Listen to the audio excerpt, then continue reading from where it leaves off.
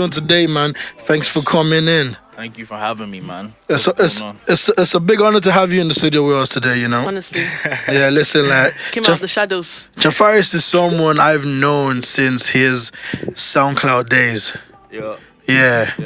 I've listened. I've listened to so many tunes from this Donny. Like, he's a lot of. I don't even think Sound like Princess. a fan, bro.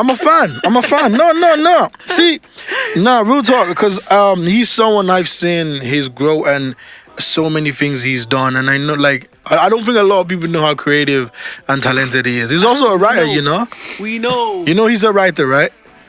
I assume so. Yeah. So some of the tunes you lot probably listen to. He's probably a ghostwriter. You don't know. He probably wrote some of the tunes. How you doing today, bro? I'm good, man. I'm blessed. I want to say a big thank you for coming in. I appreciate you. Appreciate you. So, you know, for our listeners who don't know who you are, who is the man behind the brand Jafaris? Wow. I would just coin the title to be creator, facilitator, entrepreneur. Yeah, people person. I love people. Yeah, I like the way you kept it sweet and simple. But we know there's a lot to it. There's a lot to it. There's a lot more. There's depth. I'm surprised you never. You said creator and all that, but I was looking forward to you saying actor. Actor. Yeah. I would put that in the bracket of creating. You know. Yeah, but you're a sick actor, you know. Yeah, you think so? Yeah, because I'd never seen you act, obviously. It's not like you were doing bad movies out here. I knew you as a musician, and then I seen you act in a movie. And What movie is this?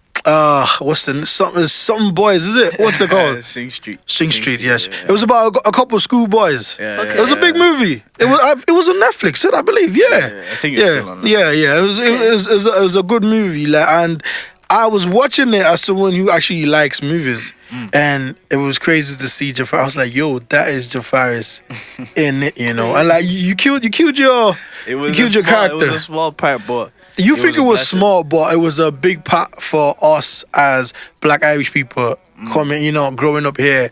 You know, it's one thing to see, like, now everyone, like, not everyone, but here and there, people getting a bit of, you know, what's the side of the boss and whatnot. But this wasn't a small movie. This was a big movie. It was in the cinemas, I believe, you know. So it wasn't it wasn't like a small project. And to see Jafaris on there, I was like, raw. Yeah. It was nice. Shout out to John Carney. He directed that. It was also Golden Globe nominated. So There you go. You see, I told you this Donny was downplaying there. Take us out the hood. Trying to leave. Take me with you. Yo, listen, nah, man, it's a great. I wanted to ask, like, because obviously you was an artist at one point. Yes, You're an ma'am. actor now. You're an entrepreneur now. Talk about who you was from the very start, and then how this tree grew and many branches and diverse. Like, and then, you know what I mean, what made you go into different avenues and stuff. You know what's crazy? My first love was dancing. Like, Right. I thought I was gonna be like Dancer. a world-renowned Wow. dancer. I was Like a gonna Chris get- Brown type. Maybe not as good as Chris Brown, but I was definitely like, I was gonna start teaching people. I was gonna be a backup Okay. dancer for Right. artists. Like, that was my thing. Okay.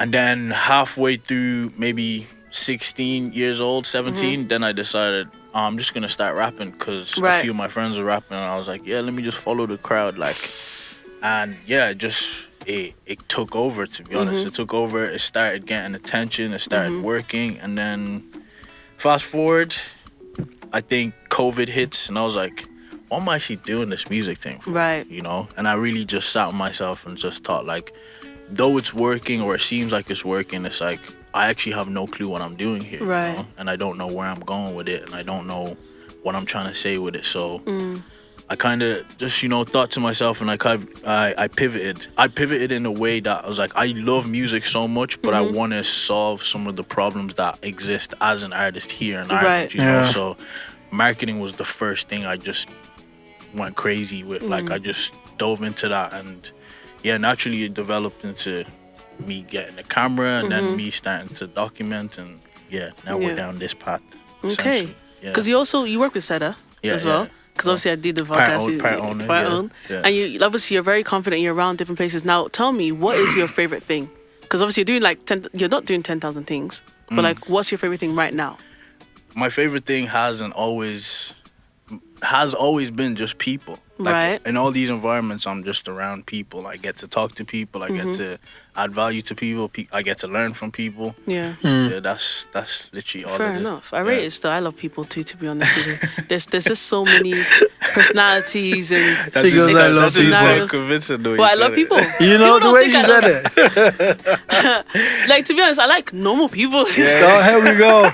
Now we're narrowing down the people. Normal people who act not weird. But that's not the main point. The main point is I wanted to ask, because it came to my head, because obviously right now you're a jack of all trades. What do you think about that statement, though? Could you be a jack of all trades, or is there like a clause? Is there like jack of all trades is a master of none or something like that? What do you think of that, and how would you advise someone that's like on similar path than you? I've always heard that term, and Right. I just like. You feel offended, right? No, I'm not. I get offended. Not really. Do you know what? Do you know what? I used to be like, nah, I want to master this thing, but then I read up on, like, I think it was Albert Einstein or something. Yeah. And for him to discover what he discovered, like, or invent what he invented, he Yeah. was actually creating a million different things at Yeah. once. You know. Right. So like, it's like when when people say, oh, I have writer's block. What do I do? Right. Just go do something else for like 10 minutes or 30 minutes and then come back, and you'll be surprised how you feel less blocked, essentially. So me, I just look at it like I'm just throwing so many different things at the wall that, like, one of these things has to stick, and right. once they do stick, that's my focus for a while. I hear it. No, I rate that. I wanted to ask, how do you think the scene is, the industry in Ireland? Like, where do you think it's going? What do you think it needs? It's such a broad question. I know. Give me 5. I feel good about the scene right now. I won't lie. Yeah. Like, I feel really good about the scene. It feels like the youngers are bringing like a different energy that I feel like my generation didn't understand how to capture. You know, I feel like we were having fun with it early days, and then when things started working, we almost didn't really have like a clear path or vision for it.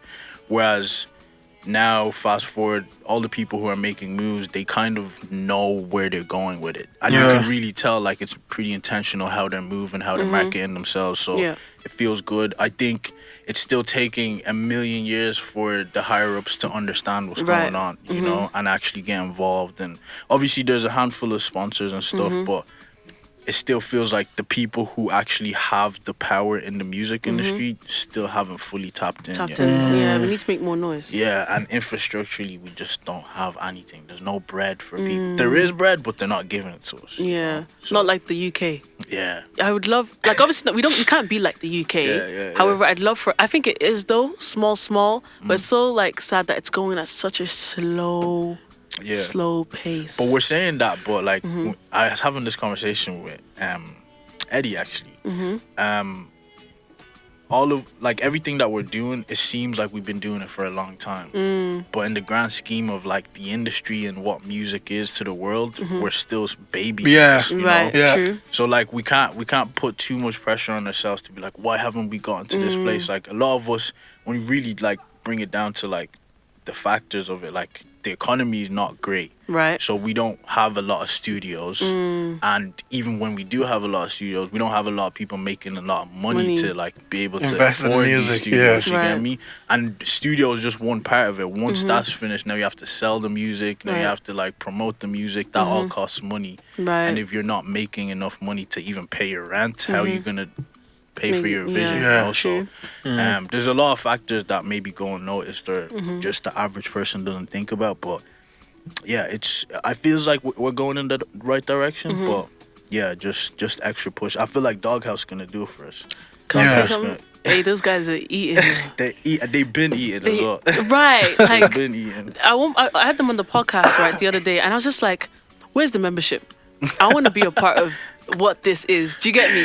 Yeah. And They're so good at selling cool. Right. And I think as well, their team is so diverse and so open-minded. That's why, as well, I feel like they're gaining competitive advantage, to be honest. Yeah, and I just want to be a part of it, to be Yeah, honest. 100%. Yeah, and I also feel like one of the things that they're doing, I think, you know, is you're doing yourself with the Uncle Jaff network is basically, you know, for you to sell a product, it has to have its market. Do you get what I mean? Like, and you said like on the grand scheme of things, with the UK, they created a culture for years. That so when they started making things from that culture, it was easy to sell it because there was a market to it, rather than where if you're like, oh yeah, this is great, but they're like, who's gonna listen to it? But when you put, and I feel like with what you're doing, you're capturing so many things in the scene that is actually showcasing, different kind of like genres. And I also feel like it's also inspiring people to be like, listen,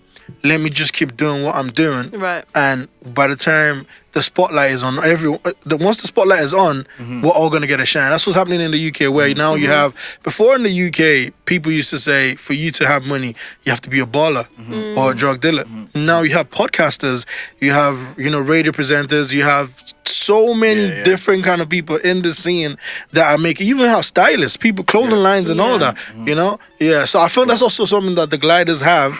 Yeah. That's why they're really like, it looks like, wow, what are these guys doing? It's because, like, they have gliders, the clothing line, they have the crew, they have the music, and they have that culture of people that really like what they're doing. And that's why I think, moving on to, my next question for you is, what is it that inspired the Uncle Jaff network? Because you stole my question. No, sorry, because what happened is, I remember the first time he told me about it. So he literally basically was like, yeah, I'm going around with a camera documenting the scene. And I was like, yo, Jafaris, what you do? You're a musician. But because that's exactly how, no, it wasn't that. It's the way he put it. He literally just goes, he whipped out a camera. We were in Tala Vintage, and he said, this is what I'm doing. I'm documenting the scene. And I was like, yo, what wrong with this? There's no musicians here apart from you. But to flip it, like, down the line now, I'm like, raw. There is a scene, and no one is capturing it. Right. Yeah. You're right. Yeah. Honestly, that's the reason why I started doing the network super passively maybe like 2 years ago. And I was just doing it like recording off my phone because I'm just in the room with a lot of different like artists, creatives, or whatever. And one thing I really admire about the UK is that from early they were able to document everything. You get me? So like whether it was just freestyles on the block, freestyles on pirate radios, like going from one place to the other, just people being funny and stuff, like they showed their personality.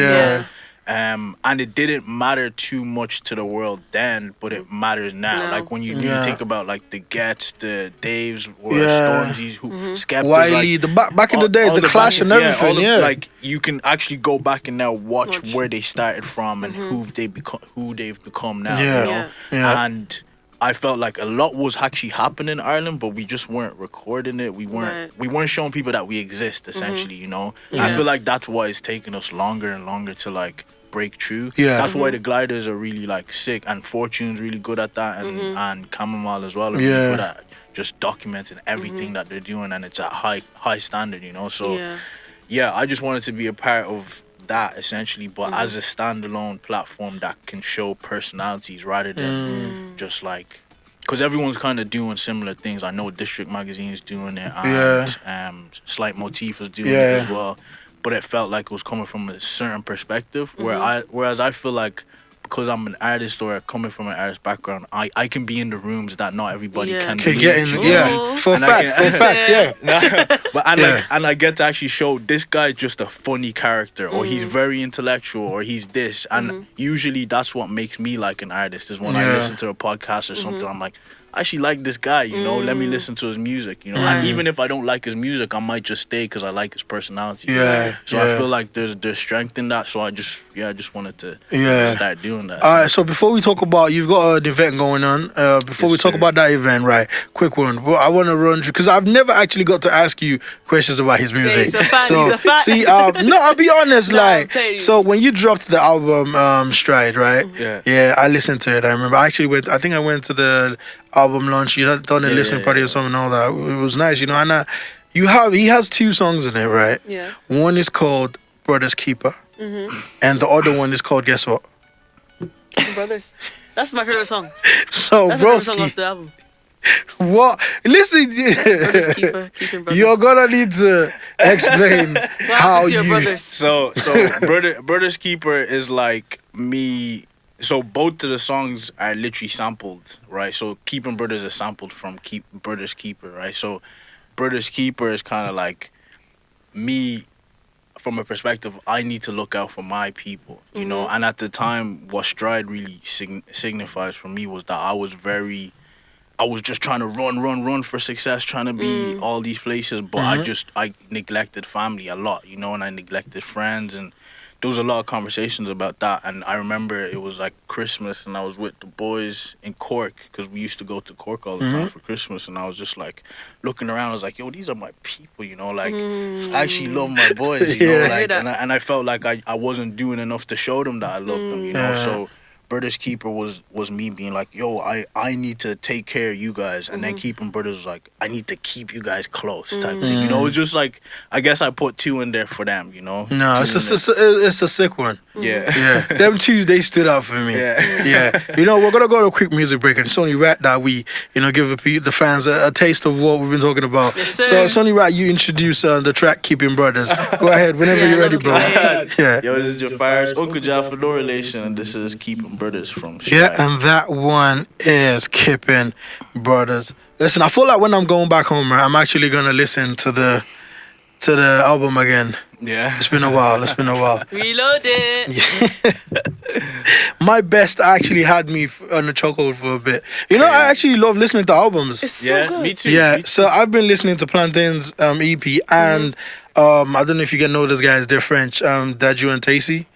Yeah, they're French singers, I believe. Yeah, and they dropped an album called Heritage. I love to, like, Spotify need to do this. Listen, they need to give you the option where you can actually shuffle two albums. Just throw it up in you know, like mash up two albums. It'd be sick, man. Yeah, but I guess you can do that with a playlist though. Yeah, we have to create the playlist, man. That's long. Just True. give me the option to pick two things and just throw in a mash. I feel like creating a playlist is quite relaxing. It's like Nah. self-care. Nah. Okay.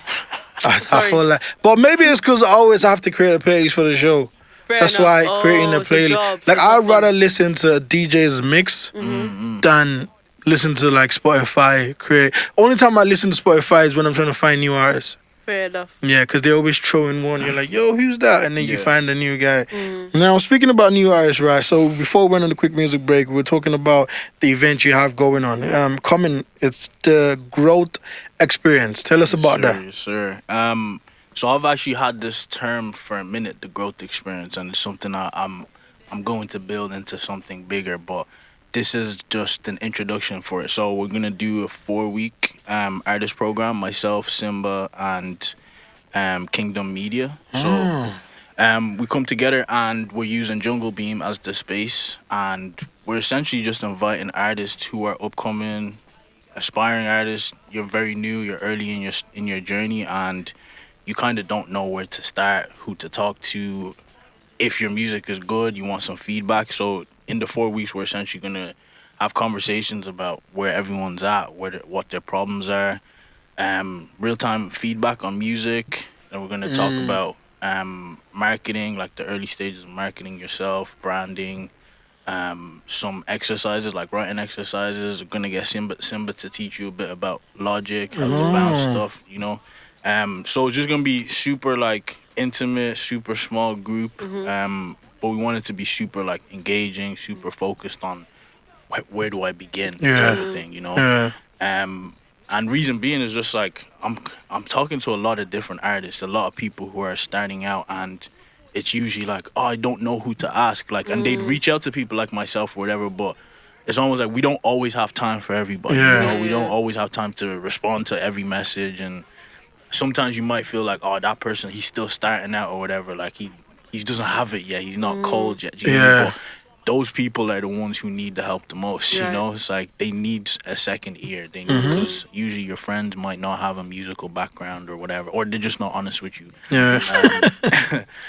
Which is fine, but, like, I want to start creating that community, that little hub where everyone can just come and feel like, okay, I'm gonna get honest feedback here. I'm gonna get help on this issue, and my objective is that throughout this 4-week program, like, if I don't have the answers, I'm gonna make it my mission to get the answers by the end of the week, you know. So yeah, that's what we're doing. So That's what we're doing. how's this gonna work? Like, is it like people have to apply, and then there's Yeah, a selected number of people there? we have a waiting list on my page on the Uncle Jaffa Network, and it's also on Jungle Beam and Mixed by Simba's page.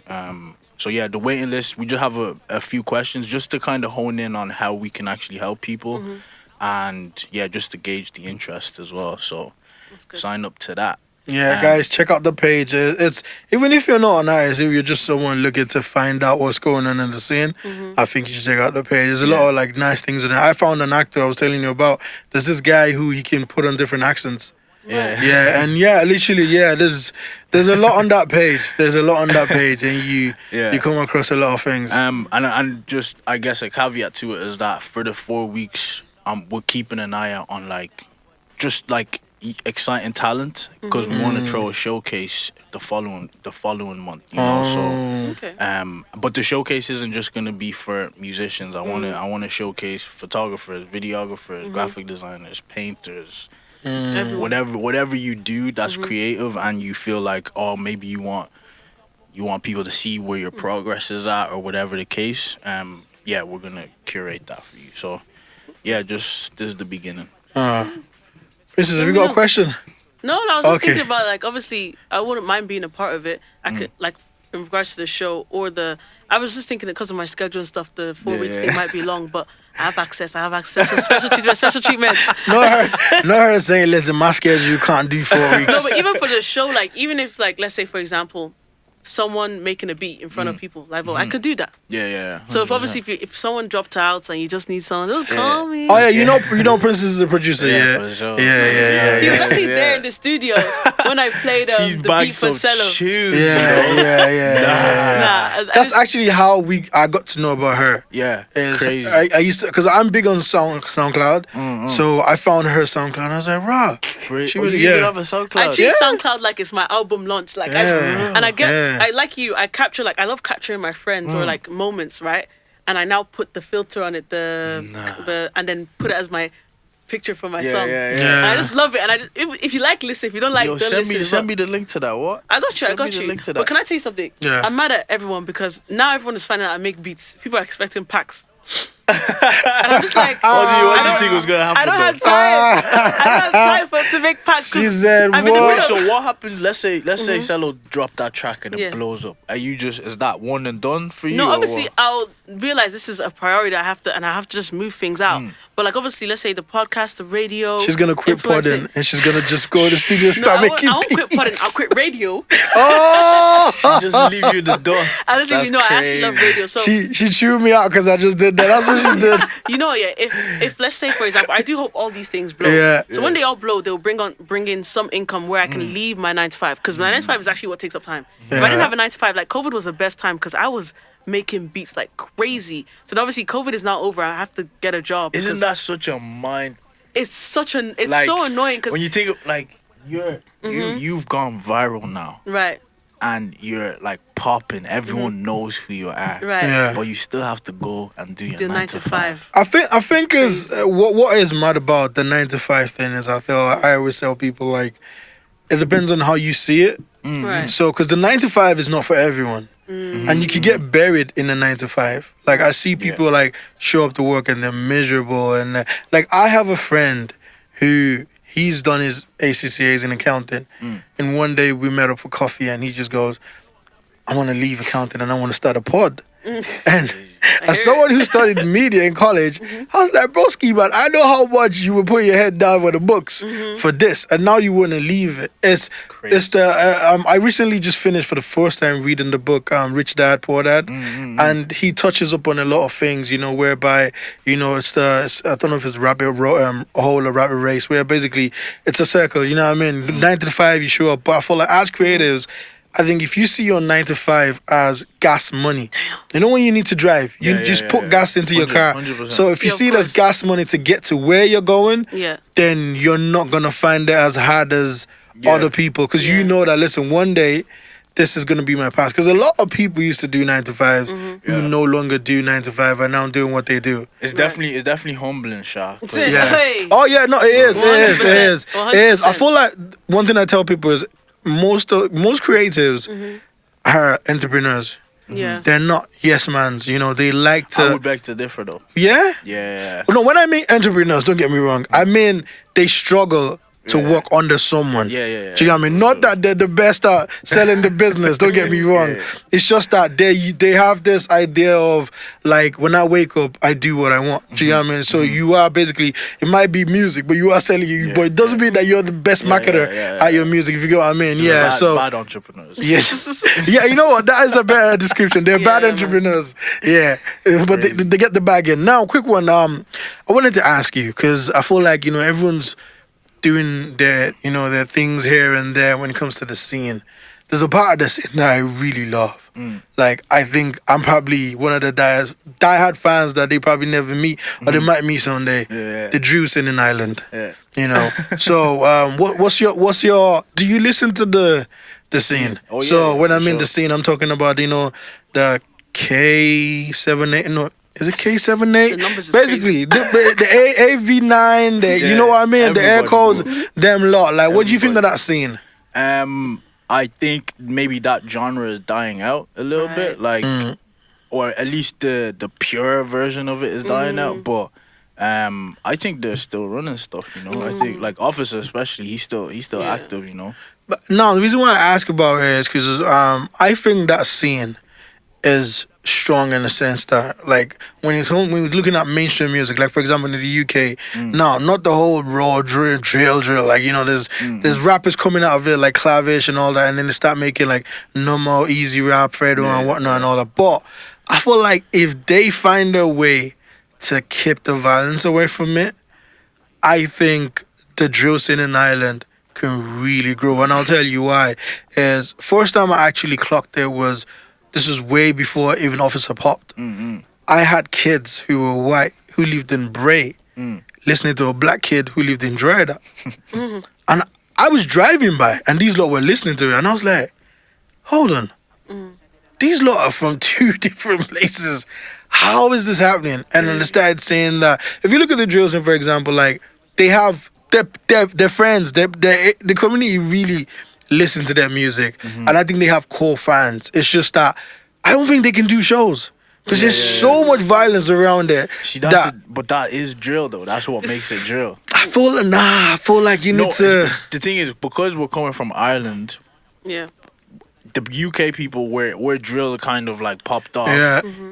They would never, especially back when Officer and everyone started, they would never take you serious if you weren't talking about what they were talking about. I know. Do you get me? But yeah, fast forward, now we have softer drill, we have the Central Seas or Champagne whatever, drill. you know. Yeah. That's what they say. So it's like, it's probably a thing where they now have to adapt to Yeah. how drill is adapted, Yeah. you know. But then it begs it begs the question, like, how else are you gonna talk? What is interesting about Irish people's lives? You know, like a kid from Jordan, what's interesting about your life? You know, Right. and how are you gonna make True. it sound interesting? Mm. You know what I'm saying? Like, if you're just like taking the bus every day, just normal stuff, going to school, like, what's... And I think there is, obviously, because I speak from inward type, but that's not entertaining to people. See, That's, you know what's mad is that's where, when I told you he's a ghostwriter, that's why he can explain it that way. I've never thought about it, obviously, because I don't write music. Do you get what I mean? But when you dip it that way and you explain it, it makes a lot of sense. Would you expect the kid to rap about that? Yeah. Someone's gonna listen if it's but not then crowd. that's what separates the best writers from not. Like, you know, some people like Drake can come from a mundane Canada and make it sound interesting. you Yeah. know? It was like, yeah, it depends on whether your pen is strong or not. Which I do believe, like, again, we're infants in this. So some of them are, back in the day, were just learning. Now they're catching their stride a bit more. Like when you listen to Officer's most recent thing, like his pen game got crazier. You know? So it's like there's growth there. So I can see it changing into that for sure. Yeah, and most people who've come to the show, radio station, they always put us onto someone. So who's someone out there right now that you feel like, you know, we should check out? Don't say me, Yeah. man. You're I doing always nice. I always say that, you know. I was like, don't say me. Don't, you know what I mean? Bro, you look like Metro too much. I won't lie, I have a lot of people though. Yeah. Slap. Listen, just shout Go like. on. if it's 5 people, because what is like, you know, we're all about putting people on, and we also want to learn about people who we've not heard of before. You know what I mean? Yeah. So Anike Kano, you gotta check her out. She only has like a song out, I believe, but she's amazing voice. Shout out to Timmy Rose. I like the last 2 tracks that he's just dropped. Yeah. Ayo Tori still in my rotation. Seventh Obi. People sleep on Seventh Obi. Yeah. If we're talking about pen, like, he has a very strong pen. Yeah. Who else? Damn, people will get mad if I don't mention them. No, but what is you're not saying these are the people that are hot. These are people you're kind of like you're introducing like to right us. Do you get what I mean? Obviously, shout out to VJ Jackson. He has a show tomorrow. VJ, Headline show tomorrow for Changes. Salome is there as well. Yeah. Cobb the Salome's Dude, good, yeah. hard rapper. Graham, Honey with the X. Yeah, there's a lot of people. The list is long. Tenero from Galway, he's coming. Alvin. Shout out to Tenero, Alvin, yeah. Yeah, there's too many, bro. There's too many. Broski said, listen, I'm trying to make sure I don't offend anyone. Let me just keep dropping the names. And the thing is, there's a lot of people I'm working with that are still in their infancy. So, like, and they haven't released music or they only have one song, you know. Yeah. So, looking forward to hearing listen them. to them before they've, like, gotten to that stage. But yeah, sure. Okay, shout out to everyone you mentioned anyways. We want to say a big thank you for coming on the show. It's been fun having you, and hopefully, you know, when one of them artists that you're nurturing, you know, drops something, be back in the studio with us, and you know, we'll be playing that music, and you know, it's all about, you know, supporting the scene and basically amplifying Black Irish music in the scene. Yeah. We want to say a big thank you, but right now it's only right that we, you know, go out with this tune. This one is called Brothers Keepers, and it is by Jafaris. Don't touch that dial.